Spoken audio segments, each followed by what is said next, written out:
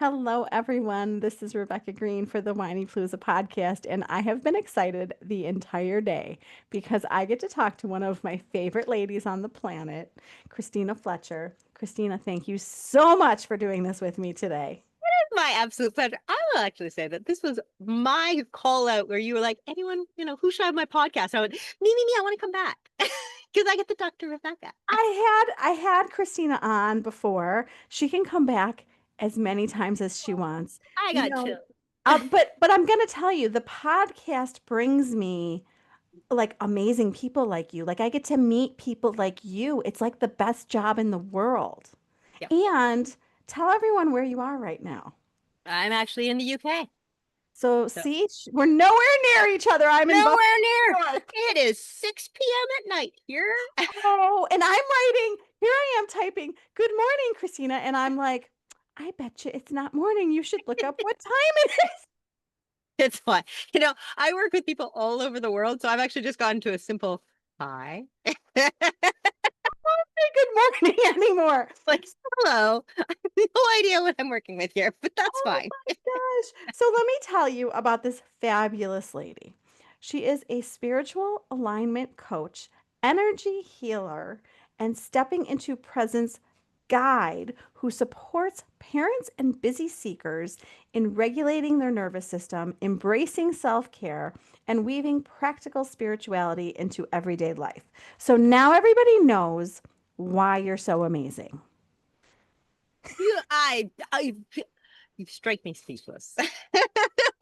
It makes me so happy.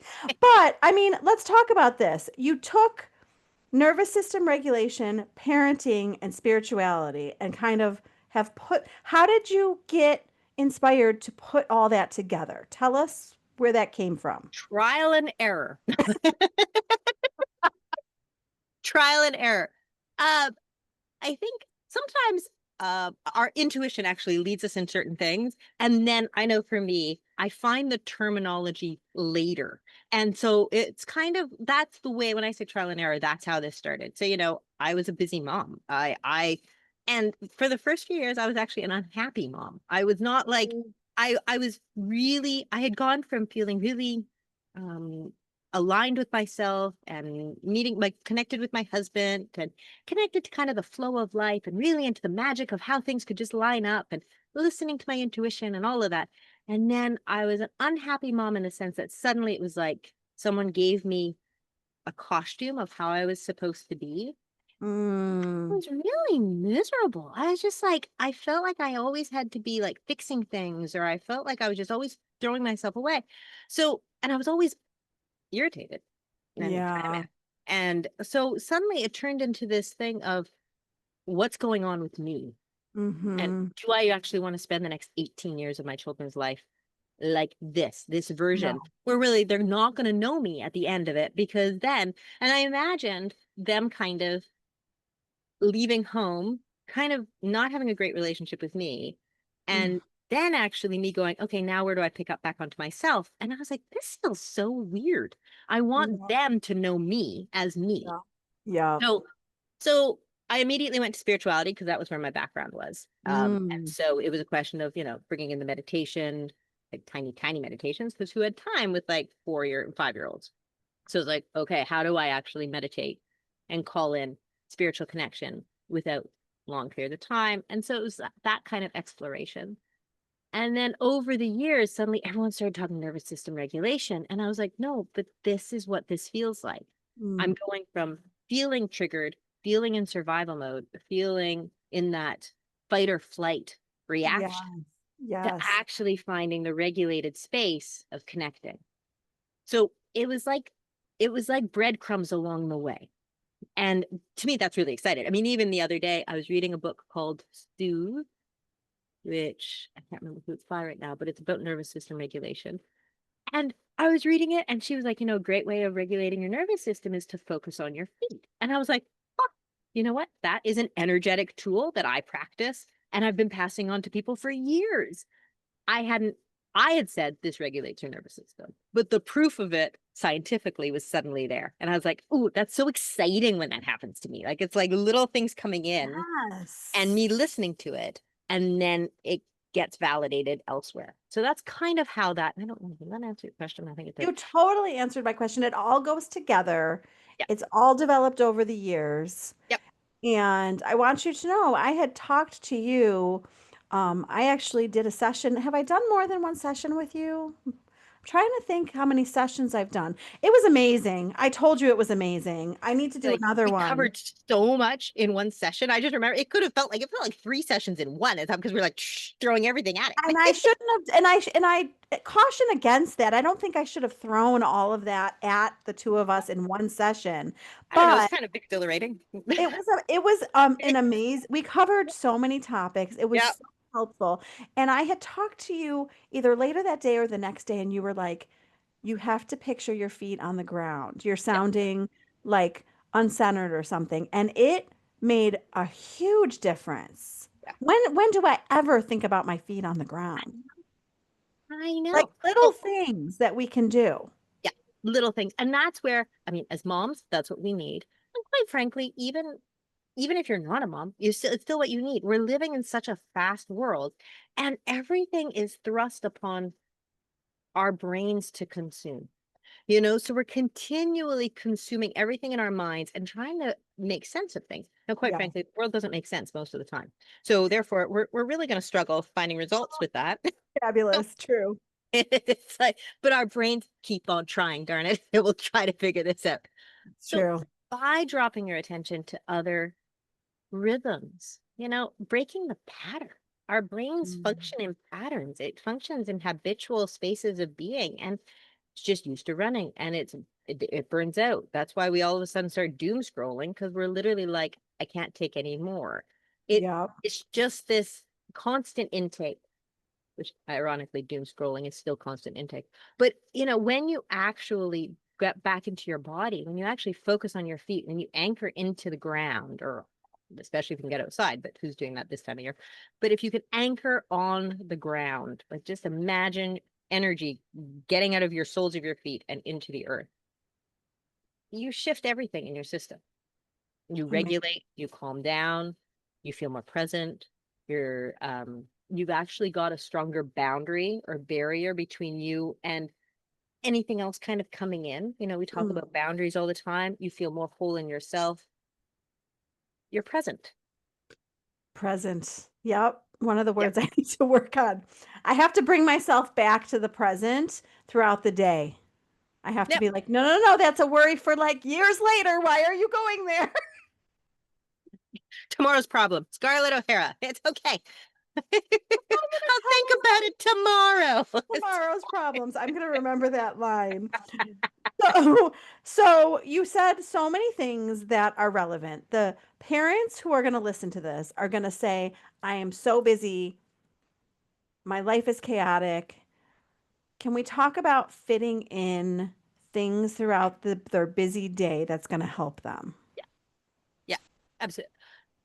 It's really funny because I think we do tell the story that time is the challenge. But We do. when we're talking about focusing on your feet or taking a few deep breaths, this is something that you can do in the grocery store. Like this is like In the this- car. in the car, when you're waiting for the school run, when you're at Yep. a red light. Yep. Um, this doesn't have to be, like it's more about training your brain to actually do something different. How often? Let's take traffic, right? Like you're in traffic, you're stuck, you're literally not moving. What do we usually do? We worry about being late. We think about, oh, stupid traffic, and we start getting irritated or upset. We're looking at the other people, we're talking about what other people are driving wrong, or it's like we have certain rhythms and certain Yes. stories that we just naturally fall into. And so it's a question of actually, instead of thinking, I don't have time to become mindful of myself or actually call in myself or connect to myself, rather, it's a question of actually reinventing the story of saying, I'll see the time, create the time. You can be sitting in that traffic and you could be like, ooh, look, bird, Yes, we could pretty do that. bird, Yep. pretty tree, like immediately shift. Right? It can be like, oh, I'm actually going to take a minute with my heart here. Okay, I'm actually just going to take a few deep breaths. Thank you so much for this traffic to give me a space to breathe. That's amazing. That's it. Everything changes. And what it is, what's exciting is you do get a natural reward system going. You start taking that breath in your traffic and appreciating your traffic for the moment to breathe. And suddenly the next thing you know, traffic is clearing and everything's moving okay. And you just kind of feel a little bit more a part of something rather than always pushing through something else. Yes, I like that a lot. So we're using the words nervous system regulation, Mhm. okay? Everybody doesn't know what that even is. Can you tell us, like someone's listening, they're like, what is that and what does it look like? Yep. I have this image in my head right now because literally someone over Halloween, someone made a post and they're like, if everyone decided that skeletons were really scary, but if I saw a nervous system coming towards me, I would really freak out because I don't know if you've ever seen the actual nervous system. Kind of scary looking, kind of scary. It's kind of, I burst out laughing. A client of mine said this over, said, I knew you would appreciate this. I was like, you know It's what? good. This That is is the good. best Halloween post I've seen ever I because feel it's like so, I'm going to use that next year. I know we should just have like that should be a side business, right? Of us making scary nervous systems.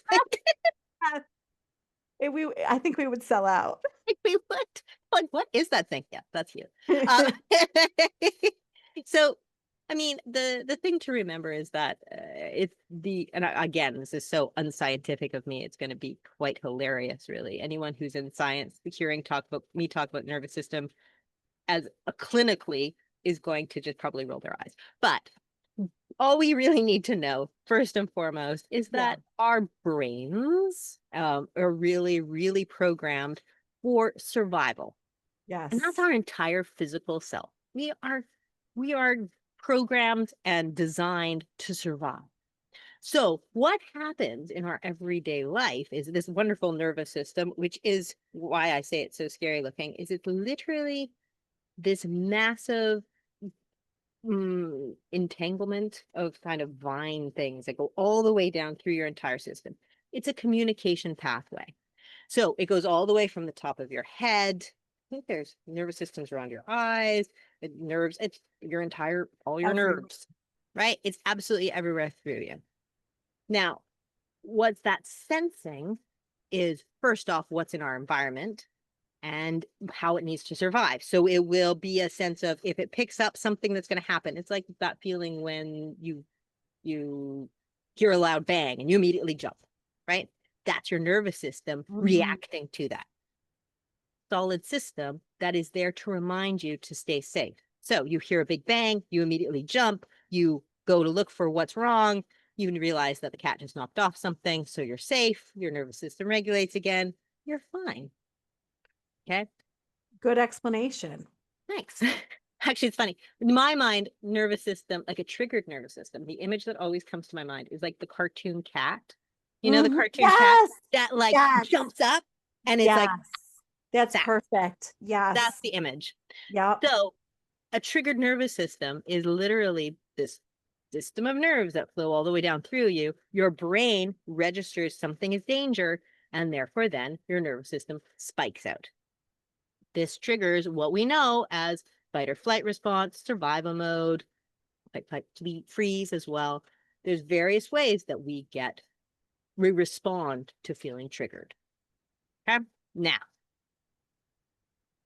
bring in, I mean, when you consider that, in the dawn of time, our survival mode would have been triggered by things like hearing a bump in the night or the fear of being eaten by a wild animal or something that was really about survival. And then the lights would, the daylight would come, we'd look around us, like, oh, we're safe. It was a very triggered, rest, reset, triggered, rest, reset. It was a little bit more balanced. Now we live in a world where we are completely bombarded by things that are way out of our control, things that we can't even imagine. We are bombarded by stories that happen in the world. We are bombarded by things on social media. We are bombarded by even things like cancel culture or offensive conversations. We are triggered by traffic. There it goes again. It's like we are triggered by the worries that we have for our kids. Yeah. So immediately we are in this fight, flight, or freeze state, huge majority of the time. And we don't even really know. Yep. We I just do. get used to it. Unfortunately, I know it. So it's interesting when you actually break down how we actually function from that triggered state. Like I remember reading about how, when we're triggered, that was fascinating things that I found. I don't know if other people find this fascinating, but I know I found this fascinating. Immediately, you actually lose all peripheral vision. So when you have a triggered nervous system, you Wow. actually get tunnel visioned on the problem. You Yeah. can't find solutions. So it's fascinating when you actually explore how you respond to a triggered nervous system, whether it and that really blew my mind because I was like, so that's why, when you're really stressed out or worried about someone or something, and you're feeling all this energy built up and you're feeling this like spikiness, all of a sudden you go, well, how do I resolve this? And there's no answer. You Yeah. cannot imagine a happy outcome. That's true. Huge warning sign, triggered nervous system. That's super helpful. Super helpful. Isn't that? And it's like, Yes. how Did not often do know we that. enter that? Yes. Right? Yeah. Yes. Yep.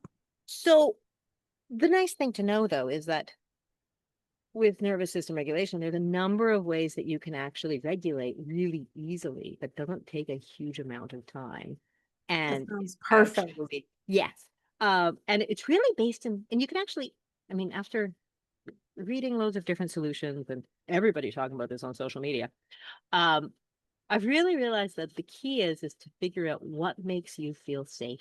That's Mm. all it is. It's we can talk till we're blue in the face of the different ways that you can tell your brain that you're safe, and people do different eye movements and different like things like just sweeping your forehead, and that will actually stimulate your regulate your nervous system, or breathing deeply for like a full minute will stimulate your vagus nerve, which is just at the top of your nervous system, regulate all of it.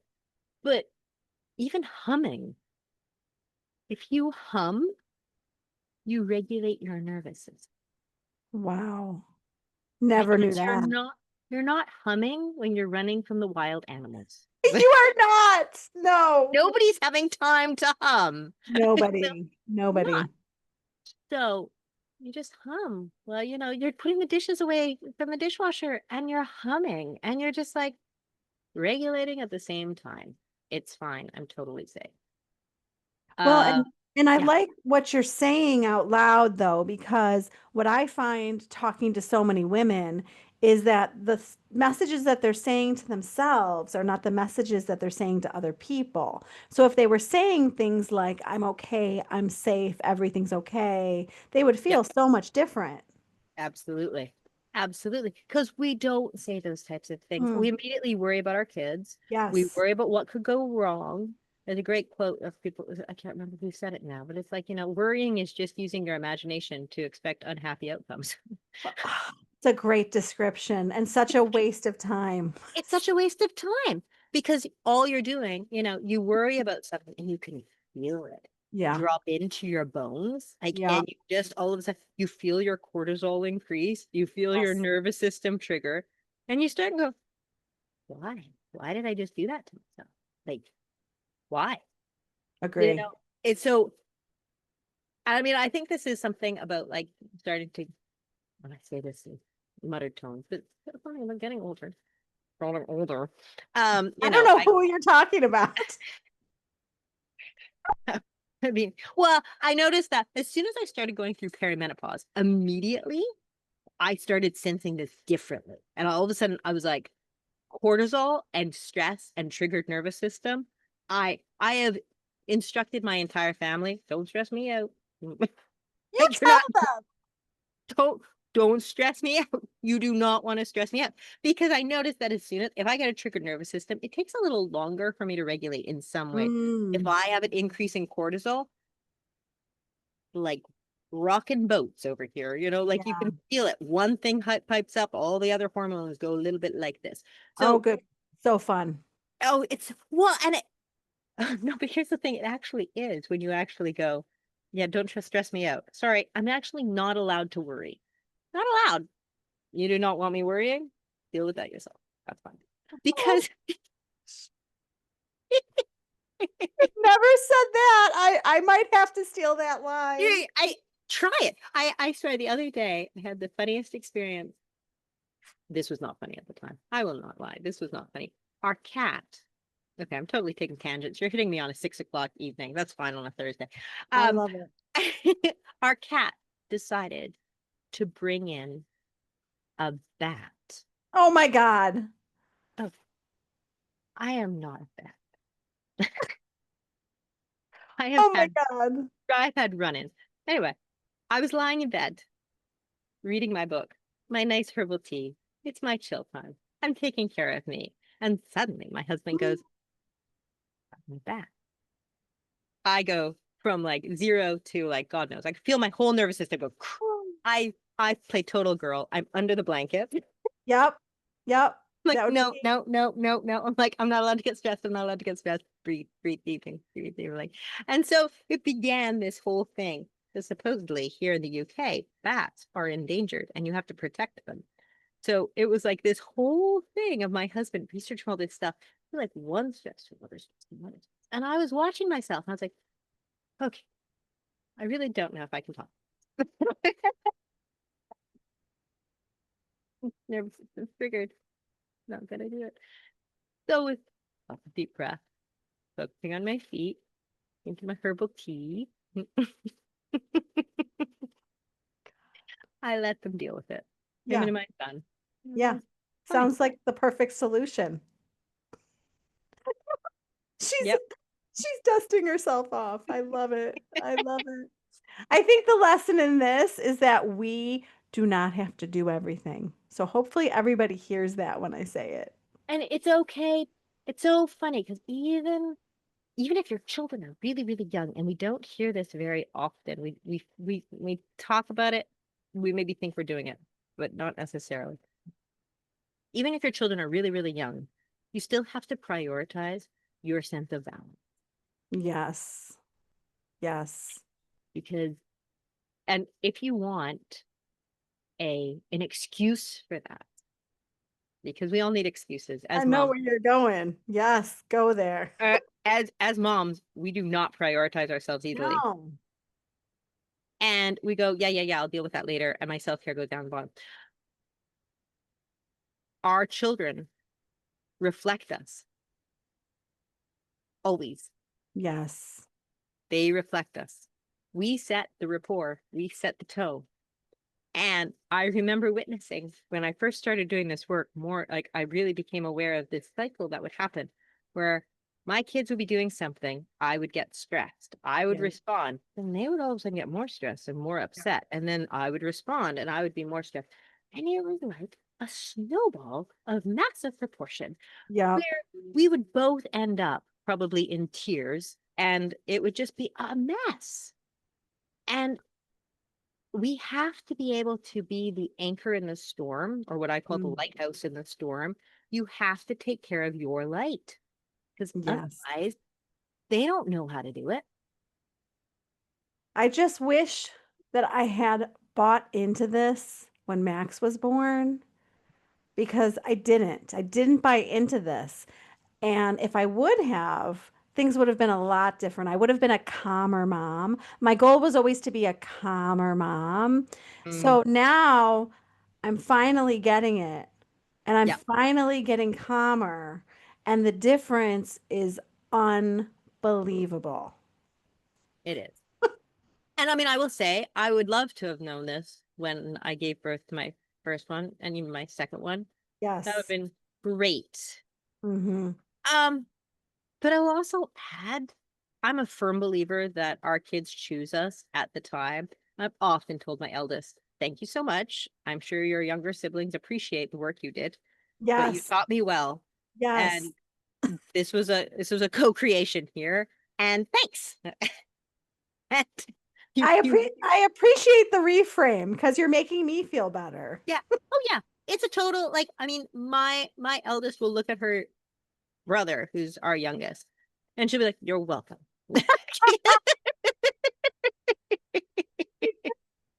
Max looked at me one day and I was letting Lily do something. And he's like, are you like giving up on parenting her? Like, are you gonna parent her right now? Because he's like, you wouldn't have let me do that. Oh, I know. It's like, welcome to the third child, actually. I'm The like, third you know, child. I had a lot more energy with the first child. Well, and we had, okay, well, the first child, we come in with ideals of Yes, what we always said we would do with our kids. We also come in with all the baggage that we're told we should do with our kids. yes, And yes. we are pulled in all directions trying to figure out what we actually want as this kid runs really fast and we don't know it. Kids do not come with manuals. They just come with first children. That's what we get for our manual. Well, and the interesting thing about the manual, and you'll appreciate this, is how many parenting things as a social work student focusing on family, how many parenting manuals do you think I actually read? Probably a lot. So when people say your kids didn't come with a manual, I'm like, but I read them, a lot of them, and I should be like mastering this, but then you're in it and you're Yeah. exhausted and then you need all of Christina's tools. Well, it's so lovely. But also, I think when we talk about your kid didn't come with a manual or parenting to come, it's because your actual specific kid, Yes. Yes. like I Yes. look at my son, and quite frankly, I, I mean, he will tell you, I chose you guys because I knew you would let me be myself. And I knew, but I waited for a while until you'd figure things out. And I knew that you would basically leave me alone to my own devices. And I'm like, yeah, that's not the plan, actually. I tried to parent you.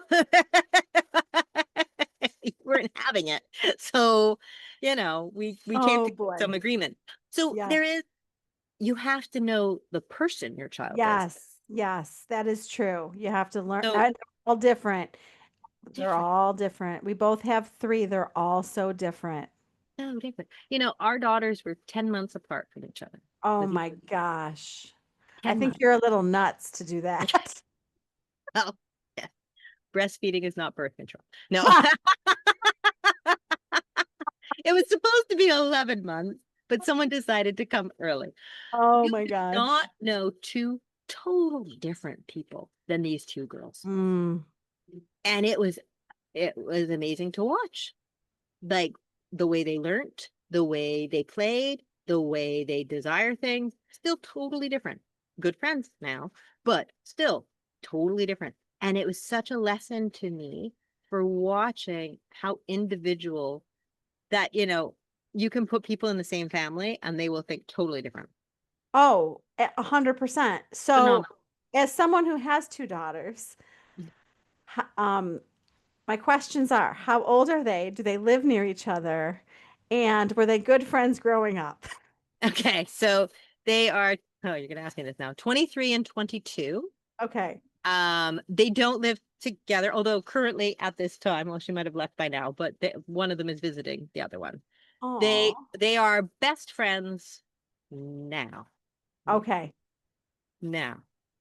Um, and that was not true for most of their childhood. And I remember, um, I mean, I can even a few years ago, and I mean, this is coming from, focusing on spiritual parenting, focusing on conscious parenting, focusing on all of the good, juicy things that are supposed to make life beautiful and wonderful and kind and considerate. And I remember reading a birthday message once online on Instagram because they always make birthday messages for each other on Instagram now. And it was like, even though we hated each other our entire childhood. And I was like, Oh my God. I just walked Girls. into walked in, and at that time they're both at home. And I was like, what is this? What? When did this happen? And they're You're like, like, this is not allowed. did I did I miss something? And they're like, oh yeah, you should have seen the journal entries, Mom, about I had about her, and oh my goodness, she drove me crazy. And now But they're best friends. now they're best friends. That's Now good. they really are, and it's an interesting thing because I often sometimes I have clients coming in and they're like, how do I make my kids like each other? And I'm like, you don't, you can't. You can help them be considerate. You can remind Yes. them that you do get what you give. So the way you treat other people is truly giving people permission to treat you the same way. You can't Yes. be mean to someone and not expect people to not be mean back. You can't go slug someone and not expect them to slug you back. So true. That's it. You can Yep. teach them their own value system or encourage them to find their own value system. You can ask them who they want to be. You can also poke around of what kind of relationship do you want with your sister, brother, whatever, down the road. You cannot force connection. That's it. You are allowed to say, I mean, if they were fighting at all, sometimes they'd be like, yeah, sorry, actually, I'm trying to make a nice feeling in the house. So you can take that actually outside. And they'd be like, but it's cold. And I'm like, that's not Then my stop problem. fighting. It's your choice, actually. That's totally your choice. But I'm trying to make a nice feeling in the house. So please do that somewhere else. That's it. Love it. I That's love it. it. And honestly, I have seen, and it's great now that my kids are older because, now our son is 16 and a half. So I've watched all of them kind of go through things. And there was a while there that I was like, I don't know how this is going to work out. So I'm not going to really talk about it. I'll let you know later. You report back to us. It's like, but now I can firmly say that I watched all my kids go through various chapters of their lives, not liking each other sometimes. I've heard the complaints. Do you know what he said? Oh my God, I can't believe it. I've witnessed the discussions and the debates and at the table, and I put my head in my hands, being like, please, I wish I could be somewhere else. And at the same time, I have watched them move through that. And music to my ears is when I finally heard my eldest and my youngest, who are two totally different spectrums of value systems. And they were sitting outside one day, and my son turned to her and said, I think it's just important that we just agree to disagree, don't you? And he said, yeah. And my daughter was like, yeah, let's do that. And they just both went and played badminton together and did something else together. And I went, okay, we finally reached that. That's wonderful. That's the goal. Yeah. That's Yeah. the goal. Because they're not always going to agree with each other. They're all so different. Yeah. I'm Never living always that. going to agree with you. And they're not always going to agree with me. That is so true. Yes. So there's people listening who have babies and little ones. Uh-huh. There's people Now listening they're who have, scared. right? Right? We were both there. We know. There's people listening who have teenagers. Mhm. So are there different methods depending on age, or are you using these methods no matter what age your kid is? Great question. You use the same tools for whatever age your kid is when we're talking about your own nervous system regulation and connection to yourself. And I'll Mm, tell you why I differentiate between those things, because let's like actually rewind just a little bit of when we talk about the tools that we're using. So you regulate your nervous system, you get grounded, right? You're feeling present. You've widened your perspective. You're no longer in tunnel vision, which means you're open to solutions.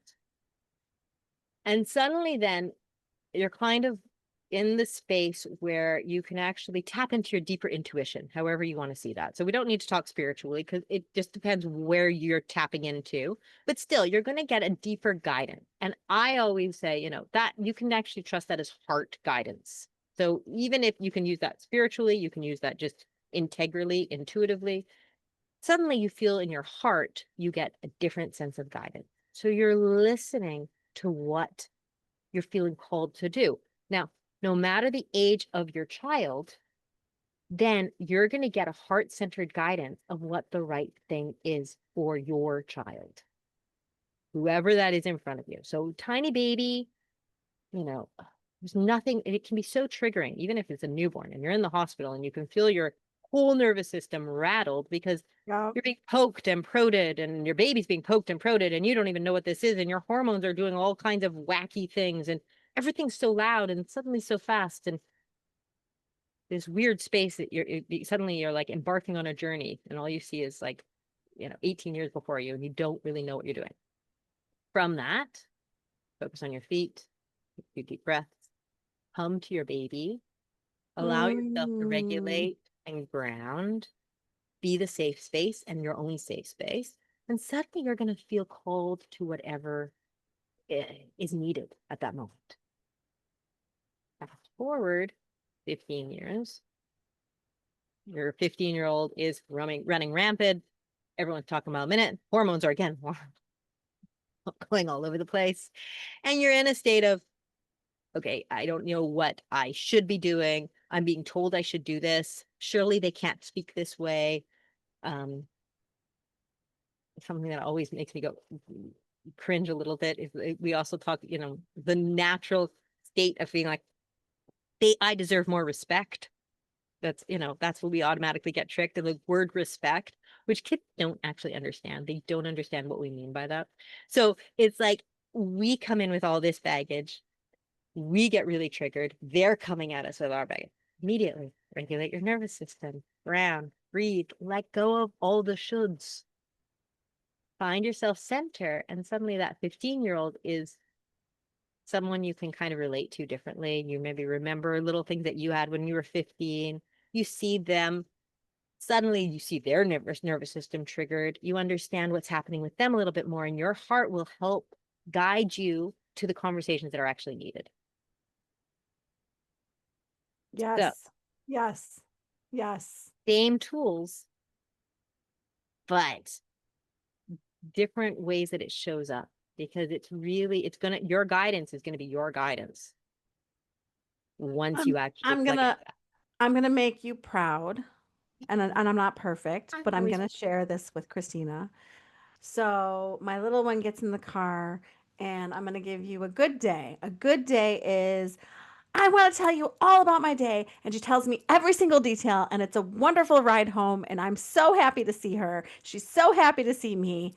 That is a good day. Okay. very good day. She gets in the car. She's miserable. Doesn't want me to talk to her. Don't talk to me. Don't ask me any questions. Leave me alone. She's miserable. Like, Mhm. just doesn't want me to say, oh, peep. Okay. So I leave her alone.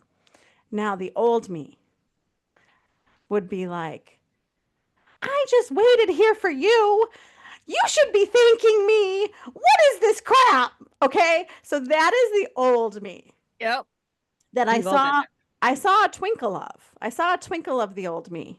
The Yep. new me was breathing and saying, something must have happened. She's upset about something. She's overwhelmed. She'll let you know later what's going on. And I just drove home peacefully. And I was like, don't take it personally. Well done. I am so proud of you. You'd be So proud proud. of you. I'm so proud of you. It is, you know, we talk about how kids are our greatest teachers, but then we really don't know actually how that feels. And that's how it shows up, Yep. because we go in past experiences of me actually making it about me. This hasn't helped. So maybe I try a different route. And then you go, oh, yeah, that felt good. And you could tell you listened to your heart in that. It felt like what you needed to do. As soon as you breathe, you got the message of something's happened. Mm, yep. Yep. And then you shift gears. All of a sudden, as a mom, it's like, okay, I'm holding space. You did so well to also not jump into, because we've all jumped into occasionally. Has something happened? What happened? Are you okay? Did you get hurt? Did someone hurt your feelings? Do you need me to talk to someone? Oh my So gosh. double kudos to you, because you actually stopped and Oh, went, I was she'll like, tell okay, me when she needs to. she'll come to me when she's ready. I'm Yes. I'm learning. She is my greatest teacher in life, let me tell Yep. you. Well, and also I'm sure that having two before, I'm sure that anytime Max got into the car, I'm sure, and did that, I'm sure when you were in that different space, he taught you that that was not going to actually work very well. Their temperaments are so different. That's a whole nother story that I'll tell you another time. But I think that in everyday life, we can learn to use the stuff you're teaching us. I see people going through really, really difficult things, whether it's a death or an illness or a divorce. I mean, I'm like surrounded right now, and it's Yep. and it's so hard for them. Do they just step it up a notch, give themselves more compassion? Like, what can they do to get through like the harder moments? I love this question. Um, okay, so first off, gonna sound like a broken record. Focus on your feet and regulate your nervous system. Mm, I have to Because remember that. it's really important to remember that things happen. It doesn't mean they're necessarily happening to you. I think when you said I didn't take it personally was Mm, really a powerful statement, because even if you're going through a divorce or a death and it feels like it's happening to you personally, it's important to take a step back from a regulated nervous system and become a bit of your observer self, to actually step into that calm space of heart centeredness, if that makes sense, and be able to love from there. You need to love from there. So, for instance, let's use the divorce, because death is a little bit over here. We'll just sell death for 1 minute. But say we're dealing with divorce. You have a choice in divorce. You have a choice to play the game of anger and frustration and resentment and get caught up in the drama, yes, yes. or you get to grieve a relationship that's lost, and you get to observe yourself and go, that's so too bad, but I'm choosing something different. And there's a gap there that you actually get to be the peaceful, loving one that actually will regulate and just get done what needs to get done.